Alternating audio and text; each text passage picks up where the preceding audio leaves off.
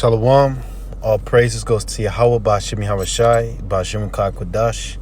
Double honors goes to the apostles and elders of Great Millstone, from whom I learned the truth.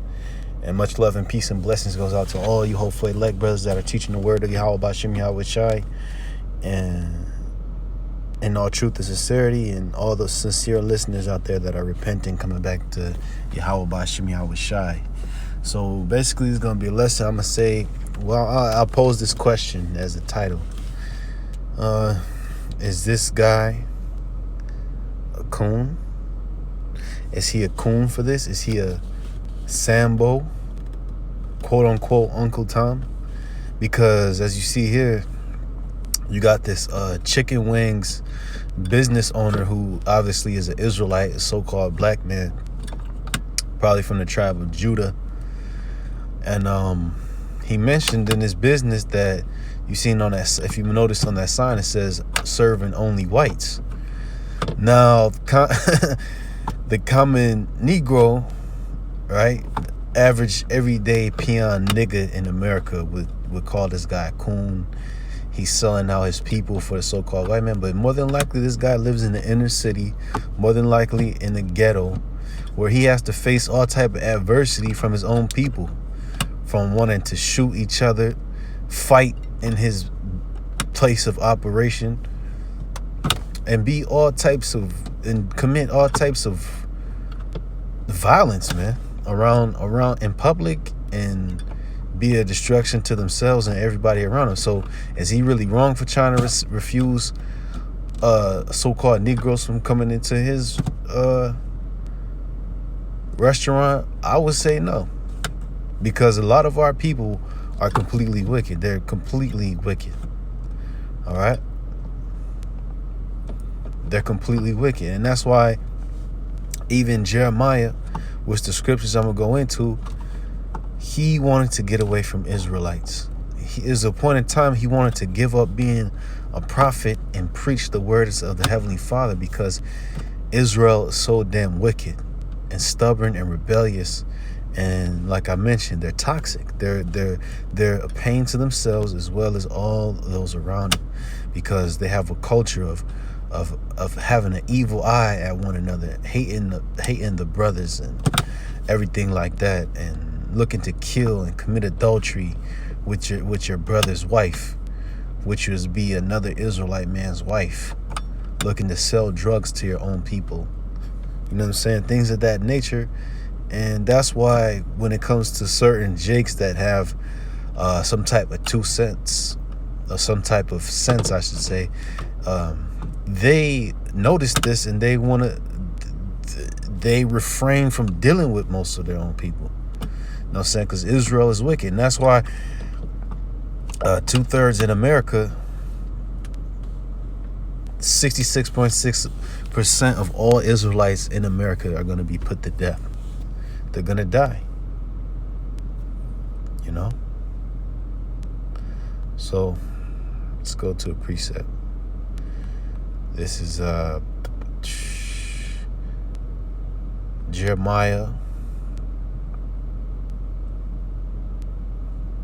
chapter 9, verse 2, or verse 1. It says, "Oh, that my head were waters, and mine eyes a fountain of tears, that I might weep day and night for the slain of the daughter of my people." And that's the predicament of our people, being slain and murdered and killed, because there isn't enough tears you can cry for the amount of atrocities that's been committed upon our people, and not to mention the atrocities that they commit to each other. Just a few weeks ago, some weeks to a month ago, you had a young so-called black boy, was about 3 years old, got hit with a bullet in a car, a stray bullet. And more than likely it came from a nigga. It didn't come from an Edomite. Notice and contrast the difference. Edomites, they might call you a nigga. They might get into these online debates and forums, but when it comes to the average Edomite, he's not selling drugs in your community. He's not devaluing properties by doing all types of niggerish things. You know what I'm saying? He's not looking to beat you up for being from another neighborhood. You know, that's how our people are. It says, oh, that I had in the wilderness a lodging place of wayfaring men, that I might leave my people and go from them, for they be all adulterers, an assembly of treacherous men.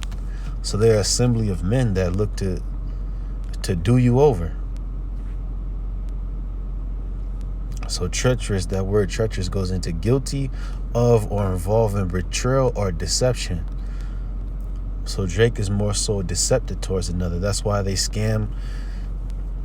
There's this culture of scamming people within Israelite culture. You know what I'm saying? You got rappers that boast about scamming each other. Like, you look into rappers like, there's a group, they call themselves Scampire. You got this Money Man nigga. It's a rapper. You got Bandman Kivo. Them niggas, they wicked, man. They're treacherous men. Okay? So no wonder some of our people don't want to be around them niggas. So this is Zephaniah chapter 3 verse 1. Woe to her that is filthy and polluted, to the oppressing city. And who is that? That's Israelites. Israelites are oppressors. When you understand how they are, they're oppressors. Who oppressed Yahweh Shai the most? It was other Israelites. Who was the Lord? I'm talking about the Lord Yahweh Shai. Who oppressed him the most? He wasn't catching flack from the Romans majority of the time. It was his own people. And that's why the scriptures mention Israel as being oppressors. Okay? And the word for your oppress is yana. And it means to suppress, to destroy, to oppress, to vex, to do violence. Okay?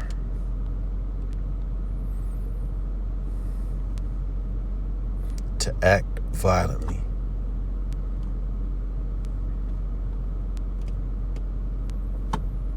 See? So that's how our people are. It says, she obeyed not the voice, she received not correction, she trusted not in the Lord, she drew not near to her God. And that's Israel. That's how they are. They don't draw nigh to Yahweh Bashim Yahweh Shai. They're more worried about getting famous in this world, doing drugs, different various things that they do, going to church on Sunday. You know, they worship themselves, and they don't worship the Most High. They worship the vanity of this world.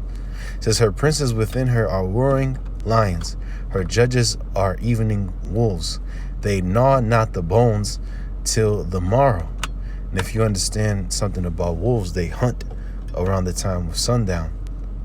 That's when they get ready to commit an act of violence. And that's how our people are. They're in waiting. They lay in wait to be able to oppress each other. It says, her prophets are light and treacherous persons. Her priests have polluted the sanctuary. They have done violence to the law. In other words, they have violated the law. You know, because when you look at these pastors and preachers in the Christian church who was of our nation, who was of the Israelite stock, they tell our people to eat pork, commit the sacrileges of false holidays and shit like that. So they don't care about the laws of the Most High. So that's it on that. Let's go to Jeremiah 18:18. It says, then said they, come and let us devise devices against Jeremiah. And this was wicked Jake. They devised devices, meaning they devised in ways to kill this man. It says, for the law shall not perish from the priest, nor counsel from the wise, nor the word from the prophet. Come and let us smite him with the tongue. Let us not give heed to any of his words. So our people are stiff-hearted, rebellious, wicked. When you try to explain to them of their nationality, of doing things the right way, they refuse it. They would rather walk in darkness and walk in wickedness. Same exact scenario. That's why Yahweh Shai meant when he said, I am the light. He had the information, the knowledge for Israel to do right, but they rejected it. Because Yahweh Shai himself didn't appear as a ball of light. You know what I mean? When he was speaking amongst men, he was a light in a metaphysical sense, in a spiritual sense, in a mental sense, because he lightens what it is to live this life, to worship Yahweh B'Shem Yahweh Shai, the understanding of creation, the understanding of the tree, and to love your brother. That comes through Yahweh Shai. So our people, since they rejected Yahweh Shai and they reject him to this day, this is the type of spirit they have on them, is wickedness, divisive, scheming, scamming niggas. That's how they are. That's how they are, man. We can't sugarcoat the wickedness of our people. We got to call it out. They're wicked. Israel is wicked, man. You got niggas like Nathaniel 7 from IUIC talking about he hate and despise anyone that says Yahweh B'Shem Yahweh Shai. So he's wicked. He's a divisive fool. It says, give heed to me, O Lord, and hearken to the voice of them that contend with me. Shall evil be recompensed for good? For they have digged a pit for my soul. Remember that I stood before thee to speak good for them and to turn away thy wrath from them. You see? So even Jeremiah or Jeremiah, he stood for the good of Israel. He actually did Israelites a service by praying for them and so forth, by preaching the words of the Most High to them. But nonetheless, they wanted to kill him because they were too comfortable in their sins. That's why Yahweh Shai said, ye shall die in your sins. They refused to hearken. That's how Israel is. That's how they've been since the beginning of time, man. There's always been a wicked seed and a righteous seed amongst Israel. The righteous seed is those that may not be perfect, but, you know, are trying to. They're aiming for it. And by the end of this thing, they will be perfect. They will have the complete obedience to the Most High. Because remember this, obedience is one of the top ranking things, the top qualities that you can have being a man of the Lord, being an Israelite. Because when Saul had kept the flocks of the Amalekites after he slaughtered the majority of their nation, right? He thought he was doing the Most High a service by sacrificing those herds. But what he did, he disobeyed because the Most High told him to slaughter the herds and all the people. You see? It says, therefore deliver up their children to the famine and pour out their blood by the force of the sword, and let their wives be bereaved of their children. And that's what Jeremiah, an Israelite man, right? More than likely a so-called black man. He was a Levite. And he prayed for his own people to be destroyed, to die from the famine. Does that make him a coon? No, it doesn't. He just understands ain't shit niggas. He understands you got a portion of our people that just need to be destroyed. It's a part of their punishment. And let their wives be bereaved of their children and be widows, and let their men be put to death. Let their young men be slain by the sword in battle. See? So this is our prayer upon the 2/3 to get destroyed. We hope all you niggas that try to fight in the race war get destroyed, man. To hell with Jake, you know what I'm saying? To the elect, don't be like them. Everything you see a nigga do, don't do.